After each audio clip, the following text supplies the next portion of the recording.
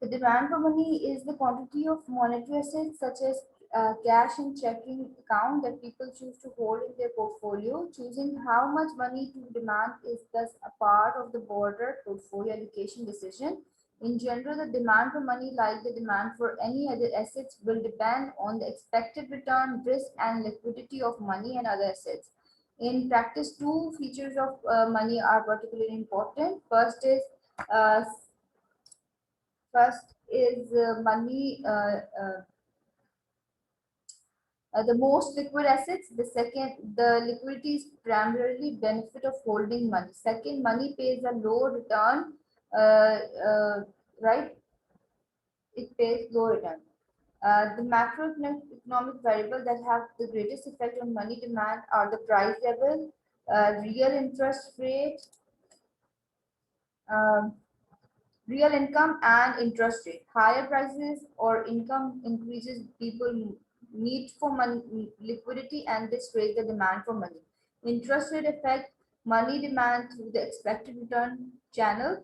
The higher the interest rate on money, the more money people will demand. However, the higher the interest rate paid on alternative assets to raise the more uh, to money assets to money, the more people will want to switch from money to those alternative assets.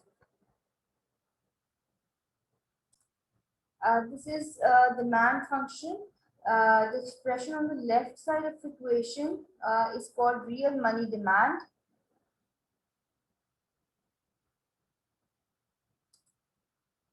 This equation is known as real money demand, or sometimes the demand for real balances. Real money demand is the amount money demanded in terms of the goods it can buy.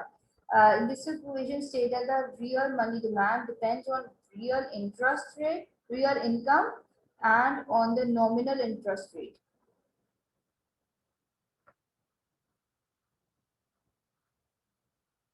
which is the sum of real interest rate and inflation.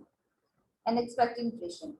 That the function L relates the real money demand to output and interest rate is called money demanded function. This is known as a money demanded function. You just take replace P from here to on the left side, then you can get easily real money demand function, right?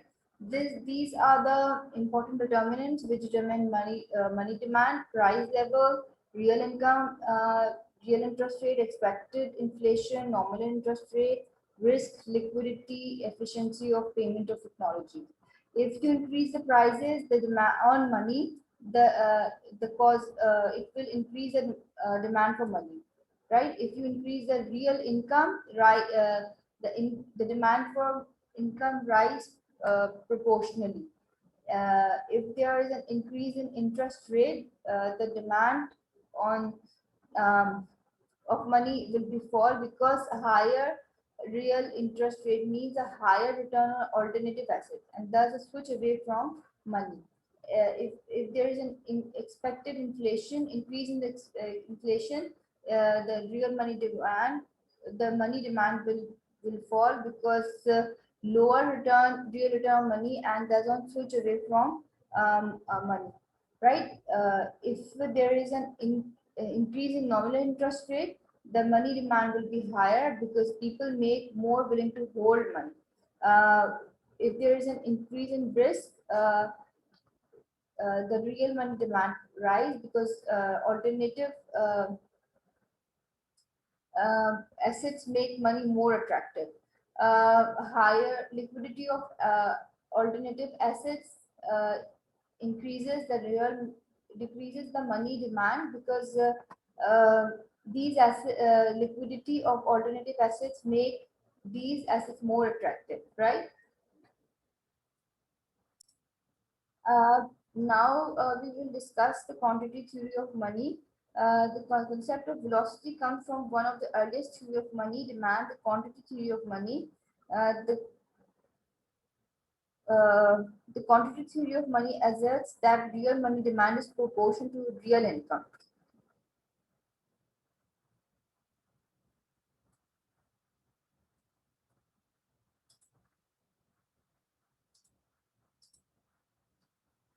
M divided by P is equal to K and 1, right? Proportion to real money. Uh, where this is a real money, demand and Y is a real income, and the K is constant, right? Uh,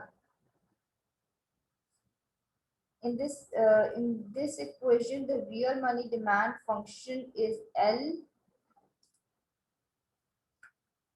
Uh, real money demand function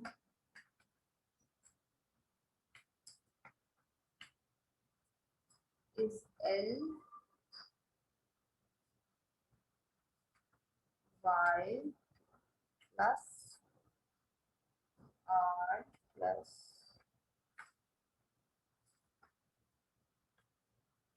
Y.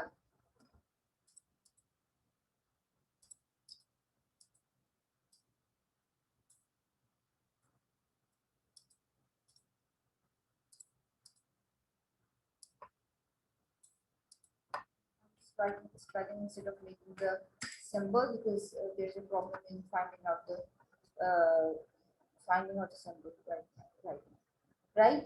This way of writing money demand is based on the strong assumption that velocity is constant, 1 upon K, and does not depend on income or real interest rate. But is velocity actually constant? And not velocity clearly is not constant, because it rose steadily, uh, right? Because money supply in circulation always increases annually, right? So this is the velocities thing.